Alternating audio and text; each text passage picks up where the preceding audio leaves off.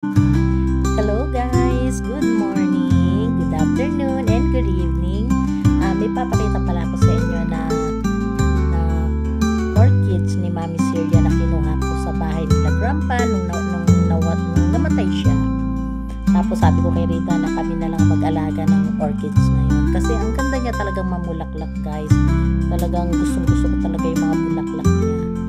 Kaya ipapakita ko sa inyo kung ano yung bulaklak na yun.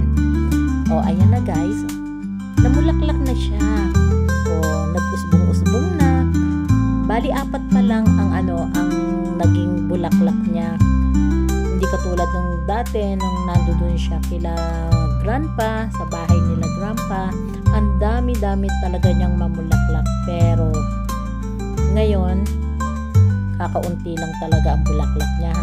Pero hopefully, sa next year, dumami na siya ng marami. Ayan, meron siya sa likod, o isa sa likod, tapos 3 sa harapan. Ayan, tuwan-tuwa ako guys talaga na namulaklak siya dito sa bahay namin ni Rita. Kaya masayang-masaya ako. O ayan, merong dahon na na dilaw na, kailangan tanggalin natin siya.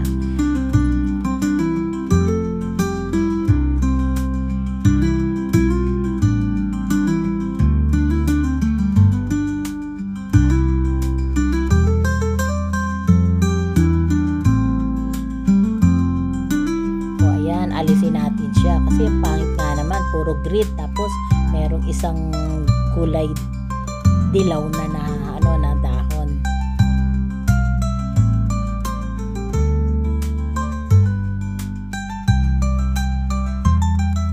Pinangalanan ko pala siya ng Mami Syria Orchids.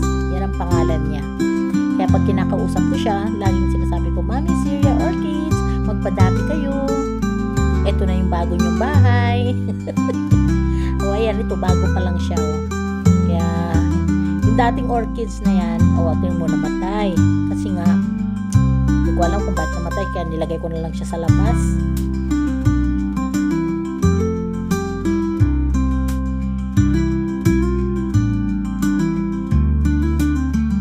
O ayan guys, ipapakita ko lang sa inyo yung aming likuran ni Rita, ng bahay ni Rita. Ito ang likuran.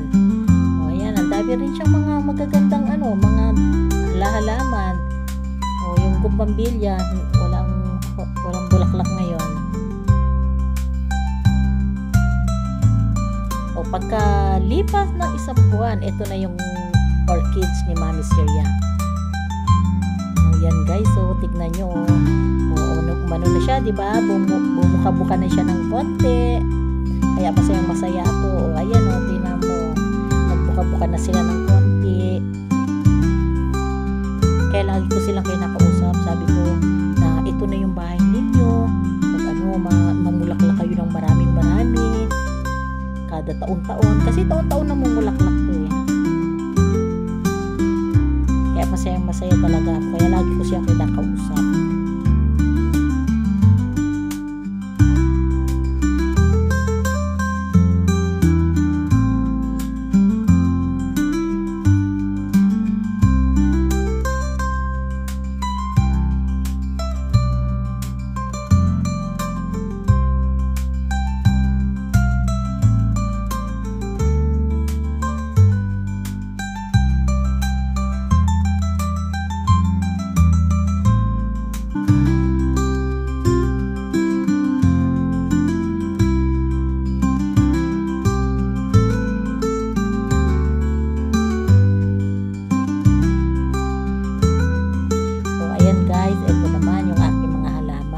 Naglalagyan ko sila ng mga simyento sa gilid. Mga nilagyan ko lang kasi pag naglilinis kasi yung aming gardener na natutumba yung mga halaman. Kasi siguro nga dahil medyo mataas-taas na ng konti, natutumba. So nilagyan ko siya ng ganyan. Tapos meron akong dati kong halaman na ito ang lalagyan, yung may kahoy na yan. Nasira na. So doon ko siya nilagay. Ayan, nilagyan ko ng mga semyento. Tapos kinupit-kupit ko na yung aking mga dahon nito para sa susunod na pagsibol niya, maganda na naman yung bulaklak. Kasi ano na siya nagdilaw na yung mga bulaklak niya. Dahil umano na yung init, tapos yung lamig, ayan, kaya nandilaw.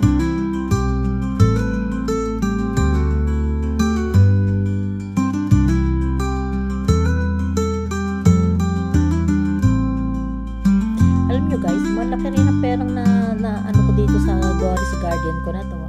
Pinangalanan ko pala Doris Garden kasi nga, mahilig kasi ako sa garden. Pag lumalabas kami ni Rita, tapos nakakita ko ng magandang halaman, magandang bulaklak, ay binibili ko talaga yan. Tapos nilalagay ko sa aking mga garden. Kaya sa gilid ng lutuan ko dito, ayan yung gilid na yan. Mamaya makikita ninyo, 'di ba? Ang dami-dami kong halaman, ayan, mga yan. Akin lahat yan. Yan, nakikita nyo na yan, pinag-aano ko, akin lahat yan. Tapos bumili pa si Rita ng upuan kasi pag magko-coffee daw kami, punta na lang daw kami dyan sa labas. Dyan, sa labas kami nagko-coffee.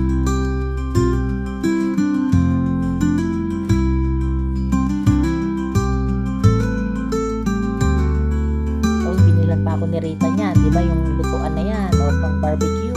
Sinabi ko rin sa kanya yan. Sabi ko, bili mo ako ng barbecue para minsan magba-barbecue tayo. Lahat naman ang sinasabi ko guys, binibili niya. Ang bait lang talaga ng amo ko, kaya swerte lang talaga ako kasi nga sa ilang taong ko na sa pagtatrabaho ng caregiver, dito lang ako talaga hindi gaanong nahirapan. Na kahit na yung 4 ang naging boss ko sa tagal-tagal ko dito, kasi tumatagal ako ng mga 14 years, mga 13 years. O ito ngayon kay Rita 6 years na ako. Ito na ang magiging huli kong amo hanggang sa for good na ako sa Pilipinas.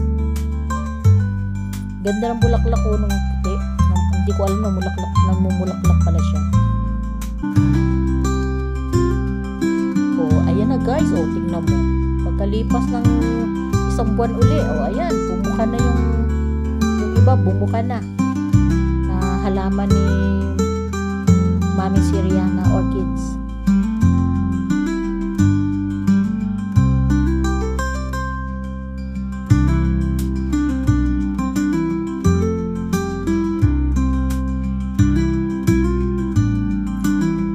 Thank you nga pala guys sa mga panonood po ninyo sa Mami Doris Sarong Vlog. Maraming salamat.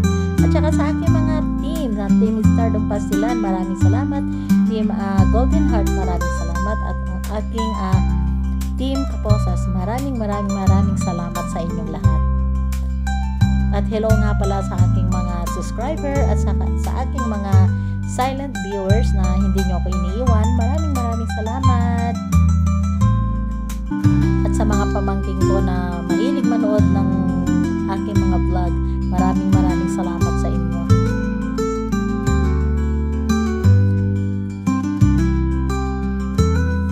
And hello sa aking anak na dalawa, si Danielyn Kim at saka si Annalyn Kim.